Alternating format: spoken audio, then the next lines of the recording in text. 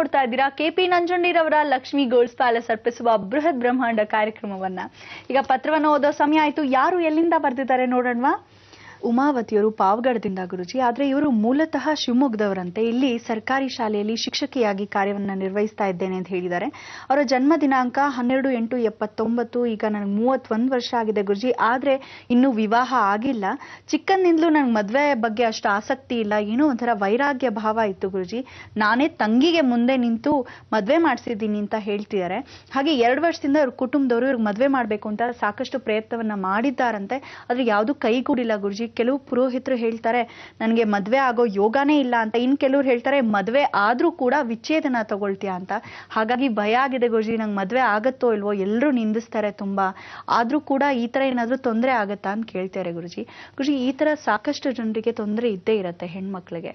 ಅಂತಹ ಒಂದು ಸಂದರ್ಭದಲ್ಲಿ ಮದ್ವೆ ಆದ್ಮೇಲೆ ವಿಚ್ಛೇದನ ಆಗ್ಬಿಡತ್ತೆ, ಇಲ್ಲ ಅಂದ್ರೆ ಗಂಡ ಸತ್ತೋಗ್ತಾನೆ, ಈ ದೋಷ ಇದೆ ಅಂತ ಕೆಲವ್ರು ಹೇಳ್ತಾರಲ್ಲ ಗುರುಜಿ. ಏನಾದ್ರೂ ಇದಕ್ಕೆ ಉಪಯುಕ್ತವಾದ ಒಂದು ಪರಿಹಾರ ಇರತ್ತೆ? ಏನಾದ್ರೂ ಪೂಜೆ ಏನಾದ್ರೂ ಮಾಡಿಸೋದ್ರ ಮುಖೇನ ಪರಿಹಾರ ಕಂಡ್ಕೊಳ್ಬೋದಾ ಗುರುಜಿ? ಪೂಜೆ ಮುಖಾಂತರ ಮಾಡಿಸೋದಾಗ್ಲಿ ಅಥವಾ ವಿಚಾರ ತಿಳ್ಕೊಳ್ಳೋದಾಗ್ಲಿ ಕಂಡುಕೊಳ್ಳಕ್ಕೆ ಸಾಧ್ಯ ಅಂತ ಖಂಡಿತ ಇಲ್ಲ. ಏನಾಗಿದೆ, ಆಕೆ ಹೆಸರೇನು ಅಂತ ಹೇಳಿದ್ರೆ ಉಮಾವತಿ. ಒಂದು ನಿರ್ಧಾರ ಮಾಡ್ಕೊಳ್ಳಿ, ನಿಮಗೆ ನಿಜವಾಗ್ಲೂ ಮದುವೆ ಆಗಬೇಕಾ ಬೇಡವಾ? 2 ನಿರ್ಧಾರದಲ್ಲಿ ಇರಬೇಕು. ಐದರ್ ಎಸ್ ಆರ್ ನೋ.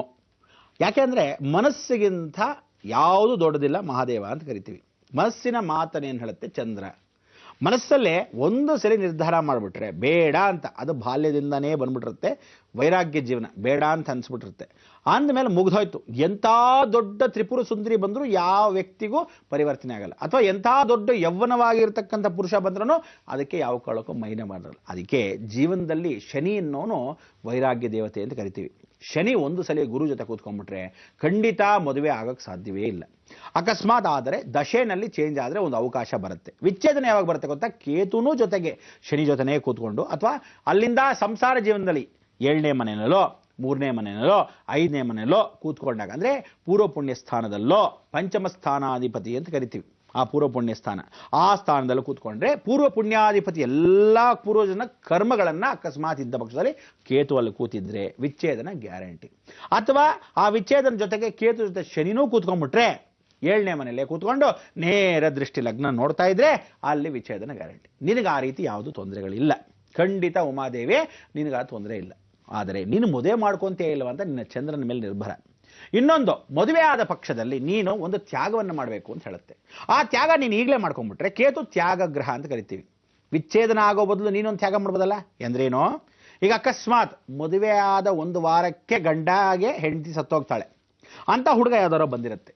ಅಥವಾ ಸ್ವಲ್ಪ ವಯಸ್ಸಾದವರು, ಶನಿ ಬಂದು ಸ್ವಲ್ಪ ವಯಸ್ಸಾದವರು, ಫಾರ್ ಎಕ್ಸಾಂಪಲ್ ನಿನಗೆ 30, ಅವನು 40 ಆಗಿರುತ್ತೆ, ಮದುವೆನೇ ಆಗಿರಲ್ಲ, ಅಂತಹ ಸಮಯಕ್ಕೆ ಬಂದಿರ್ತಾರೆ. ಅಥವಾ ಈ ರೀತಿಯಾಗಿರ್ತಕ್ಕಂಥ ವಿಚಾರದಲ್ಲಿ ಯಾವುದೋ ಒಂದು ಹುಡುಗನ ಮದುವೆ ಆಗೋ ಪಕ್ಷದಲ್ಲಿ ನಿಮಗೆ ಗ್ರಹ ದೋಷಗಳನ್ನ ಇಲ್ಲದೇ ಇರತಕ್ಕಂಥ ಕ್ರಮ, ಅಂದ್ರೆ ತಂದೆ ತಾಯಿ ಇಬ್ರು ಇರಬಾರ್ದು ಆ ಹುಡುಗನಿಗೆ. ಅಂತವ್ರನ್ನ ಯಾರೋ ಸಾಕೊಂಡಿರ್ತಾರೆ, ಅವನಿಗೆ ಆ ತಂದೆ ತಾಯಿ ಯಾರು ಅಂತಲೂ ಗೊತ್ತಿರಲ್ಲ. ಆ ಥರದ ಬಂದರೆ ಸಂಬಂಧಗಳು ಬೇಡ ಅನ್ಬೇಡ, ಆವಾಗ ತ್ಯಾಗ ಆಗತ್ತೆ. ಇನ್ನೊಂದು, ಅಂಥ ಹುಡುಗರಲ್ಲಿ ತ್ಯಾಗದಲ್ಲಿ ಅಕಸ್ಮಾತ್ ಒಳ್ಳೆ ಕುಟುಂಬ ಹುಡುಗ ಬಂದೇ ಇದ್ದಾನೆ ಅಂದ್ರೆ ಏನಾದ್ರೂ ಊಣವನ್ನು ಕೊಟ್ಟಿರ್ತಾನೆ. ಫಾರ್ ಎಕ್ಸಾಂಪಲ್, ಕಣ್ಣನ್ನ ಕಿತ್ಕೊಂಡ್ಬಿಟ್ಟಿರ್ತಾನೆ. ಕಣ್ಣನ್ನು ಕಿತ್ಕೊಂಡ್ಬಿಡ್ತಾನೆ ಕುರುಡ ಅಂತಲ್ಲ, ತೀರಾ ದೊಡ್ಡ ಸೋಡಾ ಬಡಿ ಗ್ಲಾಸ್. ಅದಕ್ಕೆ ಬೇರೆಯವ್ರ ಹಾಸ್ಯ ಮಾಡೋಕ್ಕಿಂತ ನೀನು ಮೊದಲೇ ಮದುವೆ ಮಾಡ್ಕೊಂಡಾಗ್ಲೇ ಈ ಲೋಪದೋಷ ಇದ್ದವನಿಗೆ ನೀನು ತ್ಯಾಗ ಮಾಡ್ಕೊಂಡೆ ಅಂತ ಇಟ್ಕೋ, ನಿನ್ನ ಸಂಸಾರ ಚೆನ್ನಾಗಿರುತ್ತೆ, ಚೆನ್ನಾಗಿ ನೋಡ್ಕೊಂತಾನೆ. ಅಥವಾ ಕುಂಟು ಅಂದ್ರೆ ಕಾಲು ಕುಂಟ ಅಂದ್ರೆ ಕಾಲಿಲ್ಲ ಅಂತಲ್ಲ, ಕಾಲಲ್ಲೂ ಏನಾಗಿರುತ್ತೆ, ಒಂದು ದೊಡ್ಡದು ಒಂದು ಚಿಕ್ಕದು, ನಡಿಬೇಕಾದ್ರೆ ಸ್ವಲ್ಪ ಮಟ್ಟಿಗೆ ಹಾಗೆ ನಡೀತಾನೆ. ಅಥವಾ ಏನಾದರೂ ಒಂದು ಪೋಲಿಯೋ ಅಟ್ಯಾಕ್ ಆಗಿರ್ಬೋದು. ಈ ರೀತಿ ಅಂಗಗಳು ಯಾವುದಾದ್ರೂ ಒಂದು ಶೂನ್ಯವಾಗಿರುತ್ತೆ. ಅಂತಹ ಸಮಯದಲ್ಲಿ ಈ ರೀತಿ ಮದುವೆ ಆದ ಪಕ್ಷದಲ್ಲಿ ನೀನು ತ್ಯಾಗ ಮಾಡ್ತೀನಿ ಅಂತ ನಿರ್ಧಾರ ಮಾಡ್ಕೊಳ್ಳೋಕ್ಕೆ 2ನೇ ಪಾಯಿಂಟ್. ಫಸ್ಟ್ ಪಾಯಿಂಟ್, ನೀನು ಮದುವೆ ಮಾಡ್ಕೊತೀಯಾ. 2ನೇ ಪಾಯಿಂಟು, ಈ ರೀತಿಯಾದ ತ್ಯಾಗ ಮಾಡೋಕ್ಕೆ ರೆಡಿ ಇದೆಯಾ, ಖಂಡಿತ ನಿನಗೆ ಮದುವೆ ಆಗತ್ತೆ, ಗ್ಯಾರಂಟಿ. ಯೋಚನೆ ಮಾಡ. ಆದರೆ ನಿಜವಾದ ಒಳ್ಳೆಯ ಸಂಬಂಧದಲ್ಲಿ ಮದುವೆ ಆಗಕ್ಕೆ ಅವಕಾಶವೇ ಇಲ್ಲ ಅನ್ನೋದು ಸತ್ಯ. ಮದುವೆ ಆದರೆ ವಿಚ್ಛೇದನ ಆಗೋದು ಸುಳ್ಳು. ಎರಡನ್ನ ಜ್ಞಾಪಕ ಇಟ್ಕೊಂಡ್ಬಿಡು. ನಿನಗೆ ಮದುವೆ ಆಗೋದು ಗ್ಯಾರಂಟಿ. ಆಕಾಶ ಬಿದ್ದರೂ ಮದುವೆ ಆಗೋದು ಗ್ಯಾರಂಟಿ. ಚಂದ್ರ, ಶನಿ, ಕೇತು, ನೀನು ಹುಟ್ಟಿರೋ ಡೇಟ್ ಆಫ್ ಬರ್ತ್ ಅಲ್ಲಿ 3 ಜನ ಒಂದು ಕಡೆ ಕೂತ್ಕೊಂಡಾಗ ಮನಸ್ಸು ಸರಿ ಇರಲ್ಲ. ಚಂದ್ರ ವೃದ್ಧ, ವಯಸ್ಸಾದ ಮೇಲೆ ಮದುವೆ ಗ್ಯಾರಂಟಿ ಮದುವೆ. ಆದರೆ ಕೇತು ತ್ಯಾಗ. ನಿನಗೆ ಮಕ್ಕಳು ಕೂಡ ಆಗ್ತಾರೆ, ಯೋಚನೆ ಮಾಡಬೇಡ.